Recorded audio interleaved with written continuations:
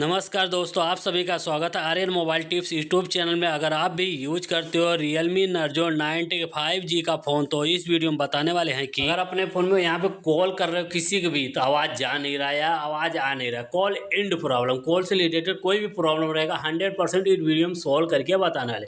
तो phone dollar पे escape करके रखना, जिससे आप कॉल करते हो वो स्केप करके रखोगे। फर्स्ट पे ऐप इन्फो का ऑप्शन मिलेगा, इस पर आप क्लिक करिए। क्लिक करने के बाद आपके सामने ऐसा इंटरफेस होगा। फिर स्टोरेज यूजर्स का ऑप्शन मिलता है, इस पर क्लिक करना।